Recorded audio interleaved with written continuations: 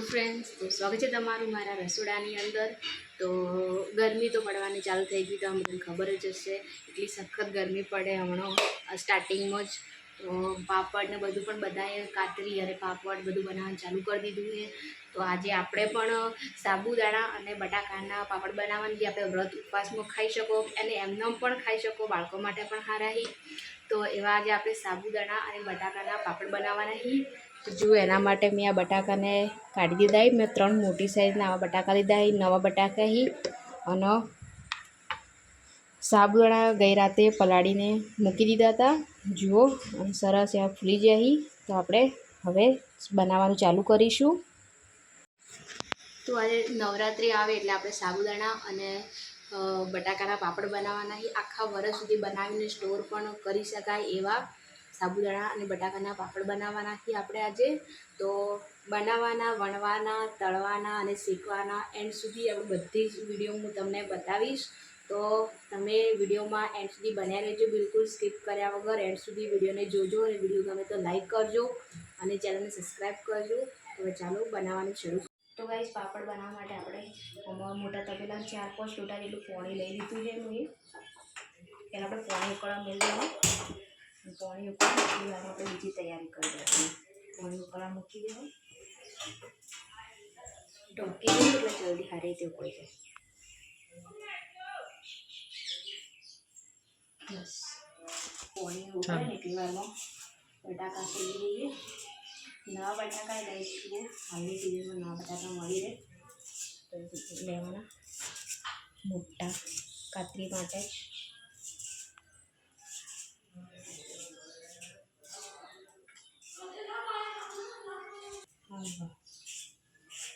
તો બટાકા આપણે સોલી લીધા, સોલીને આપણે બટાકાને ધોઈ લીધા। આપણે પાણી નાખી દેવું, ખૂબ પાણી નાખી દેવું, કેમ કે બટાકાને આપણે છે ને એના કરીને ખમણવાના। તમે મોટી ખમણી આવે ને એનાથી જ ખમણવાના, ડાયરેક્ટ પાણીના અંદર જ ખમીશું। થોડું ખરાબ છે ને એને કાઢી દો, ડાયરેક્ટ પાણીના અંદર ખમણશું, જેથી કાળા ના પડે।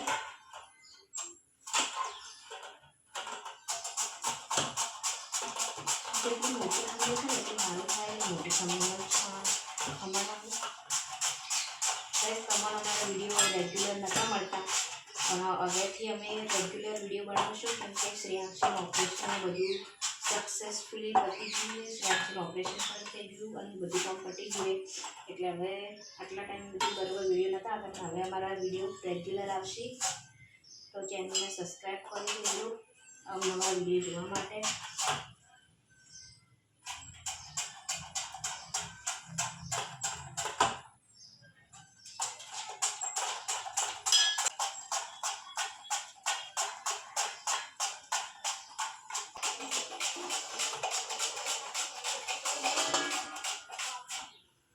પાણી ઉકળવા લાગ્યું, તો કંઈ જુઓ, હું 3 બટાકા ખમણી લીધા છે। બધા બટાકા મેં ખમણી લીધા, એ રીતે છીણી લીધા। મોટી છીણીથી છીણશો તો સારા થાય, પેલી છીણીથી તો એકદમ ઘણાશે નહીં। પાણી ડુબાડી નાખવાના, એક રીતે ધોઈ નાખશો ને તોય ચાલશે। પાણી ડુબાડી નાખી એટલે વોટર નહીં આવે, કાળા નહીં પડી। ડુબાડી મેળ દઈએ, હવે સાબુદાણા નાખી દઈશું।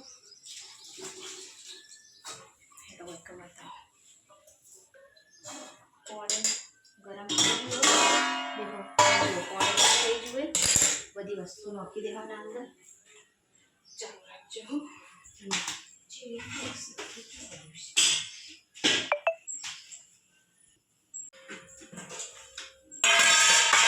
તો ગાઈસ જુઓ, પાણી સરસ ગરમ થઈ ગયું, આપણે બધી વસ્તુ નાખી દઈએ, જે નાખવાની છે। જીરું નાખશો, 2 ચમચી જેટલું જીરું નાખશું, અને ઉપવાસ માટે બનાવો એટલે મેં ફરાળી મેથી લીધું છે, તો જેથી આપણે ઉપવાસમાં પણ ખાઈ શકાય। તો સ્વાદ આપણે જે રીતે આપણે લાગે અને ખૂબ સ્વાદ એ રીતે આપણે મીઠું નાખી દેવું, મીઠું નાખી દીધું છે।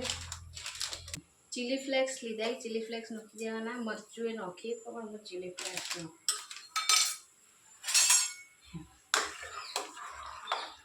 પણ નજીક આવીને બતાવું. ચીલી ફ્લેક્સ નાખ્યા હું તમારા મરચાં એકદમ પીસી નાખો તો તમે નાખી શકો. હું નહીં નાખું, હું ચીલી ફ્લેક્સ જ નાખીએ કેમ કે ચીલી ફ્લેક્સથી તીખાશ માપની રહે અને મારે માપની જોઈએ એ માટે. હવે આપણે સાબુદાણા નાખી દેવો.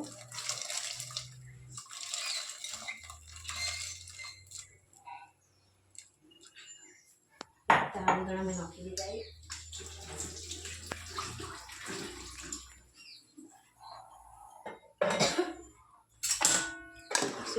હવે આપણે ફેરવતા રહેવાનું છે. બાળકો કરો તો ગાઈસ સાબુદાણા થોડા ટ્રાન્સપરન્ટ થાય ને ત્યારે સુધી આપણે તેને ઉકળવા દેવાના અને થવા દેવાના છે. પછી આપણે બટાકા નાખવાના. હાલ બટાકા નહીં નાખવાના, બધું મૂકી દઈએ.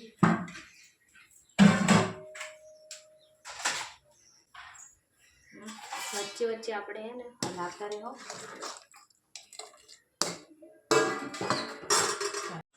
2-5 મિનિટ જેવું થયું હવે જો થોડા ઘણા ટ્રાન્સપરન્ટ થવા માંડે આપણા સાબુદાણા. હજુ એને થોડા થવા દઈએ. થોડા તીખા બનશે એને બાકી નહીં ખાય છે.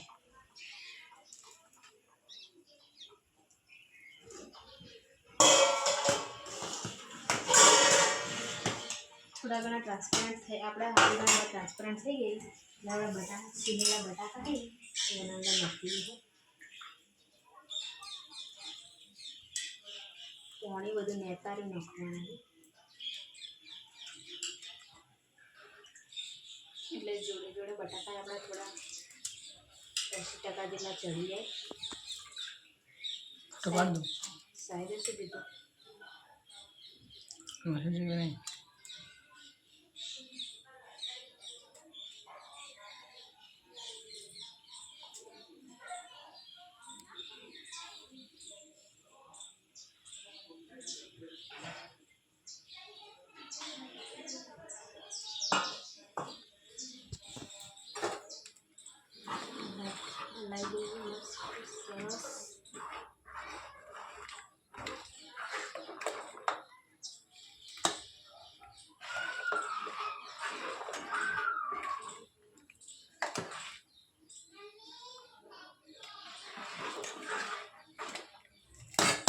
બધી વસ્તુ નાખી દીધી. ફરી ઢોકીને એને ચડવા દેવું સરખી રીતે. બટાકા અને સાબુદાણા એકદમ ઘટ જેવા થઈ જાય ને થવા દેવું. વચ્ચે વચ્ચે હલાવવાનું છે કેમ કે નીચેથી જે સાબુદાણા એ ચોટે ને એ વસ્તુ પ્લાસ્ટિક નાખવાનું. વચ્ચે વચ્ચે હલાવી દેવાનું. એકદમ ઘટ જેવું થાય નજીકથી બનાવવાનું. ઓલમોસ્ટ ઘટ જેવું થવા માંડીએ. બટાકા ચડવા માંડ્યા.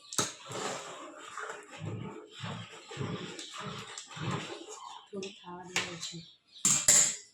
તો ગાઈસ જુઓ હું હવે ગેસ બંધ કરી દીધો હે અને હવે આપણે ચેક કરી દઈએ. ચેક કરી દઈએ તો સાબુદાણા બધું એકદમ સરસ થઈ ગયું. ઘટ જેવું થઈ ગયું. થોડું ઠંડુ થાય ને એમ થોડું વધારે ઘટ થાય એટલે આપણે હવે ગેસને બંધ કરી દેવો. બસ ચોટી ગયું જુઓ નીચેથી થોડું કરી દેવો. મસ્ત ઠંડુ થાય એમ ઘટ થાય એટલે આપણે થોડી વાર એને ઠંડુ થવા દેવો. જો ગેસ બંધ કરી દીધું ને હવે એને ઠંડુ થવા દેવો.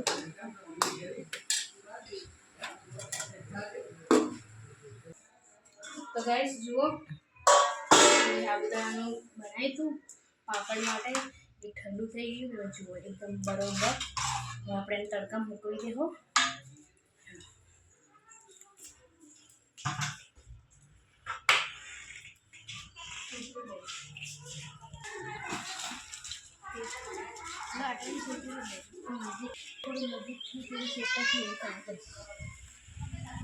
હવે પાપડને મૂકવી દઈએ અને પાપડને આપણે પ્લાસ્ટિકનું મેણ્યું કે આ રીતનું કોઈ બી કટ્ટું કે હોય એના ઉપર જ પાથરવાનું. આપણે કપડા ઉપર નહીં પાથરવાનું.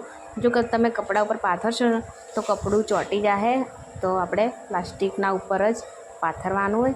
આ રીતે આપણે એક ચમચો જ એના ઉપર ખાલી નાખીને આ રીતે થોડું કરી દેશો.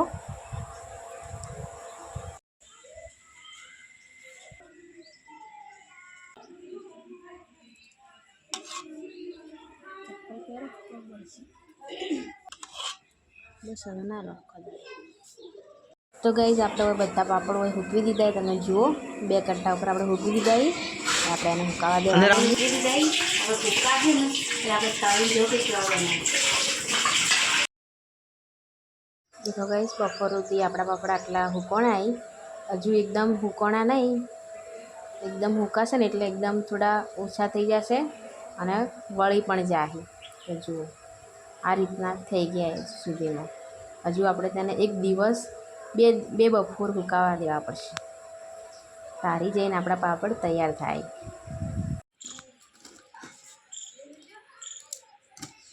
તો ગાઈસ જો આપણા પાપડ હતા ને સુકાઈ જતા 2 દિવસથી સુકાયા હતા, તો આજ સુકાઈ જાય. જુઓ હજી તમને તળીને બતાવ્યો કે કેવા થયા. હાલ તો કોકડી જેવા થઈ જાય, પણ હુકા તળશો ને એટલે એકદમ મસ્ત ફૂલી જાય. તો પાપડ બધા મુકાઈ જાય.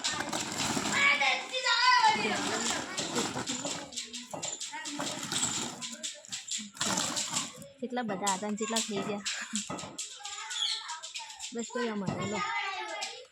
તો ગઈ હવે બધા પાપડ હવે ભેગા કરીને સુકાઈ જાય. પાપડ તળી લઈશું. અને હું તમને બતાવું કે આપણે કેટલા પાપડ બનાવ્યા હતા.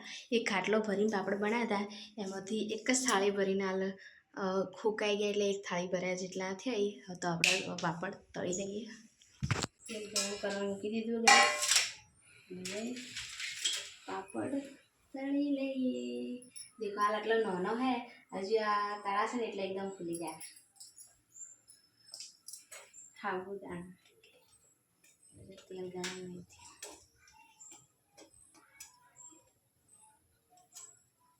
સિંગ તેલ છે ને એટલે કાળો તાર થઈ ગઈ રીતે.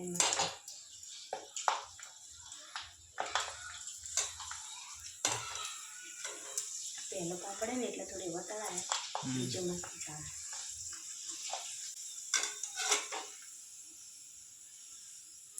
તેલ નહીં હાર કાળો કાળો. આ પહેલો પાપડ હતો ને એટલે ગઈ આવો થયો હોય. આપણે બીજો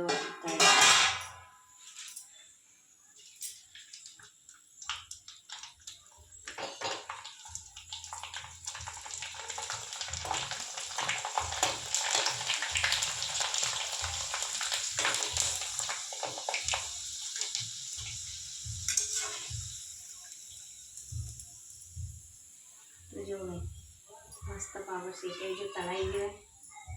આપણે આવી રીતે બીજા પાપડ તળી જાય.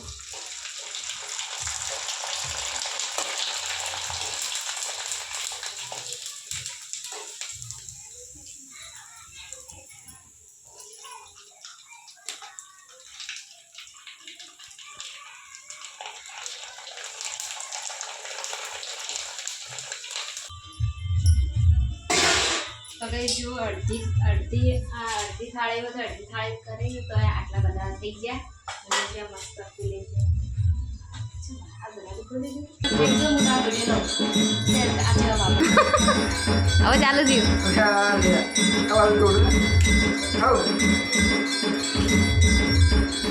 એક નંબર પાપડ જો ગાઈસ પાપડ વળી ગયા. તો તમને અમારો રેસીપીનો વિડીયો ગમ્યો હોય તો વિડીયોને લાઈક અને ચેનલને સબસ્ક્રાઈબ કરી દેજો. અવનવા વિડીયો જોવા માટે બેલ આઇકોનને પણ પ્રેસ કરી દેજો. ફરી મળીશું નવા બ્લોગ સાથે. ત્યાં સુધી જય માતાજી.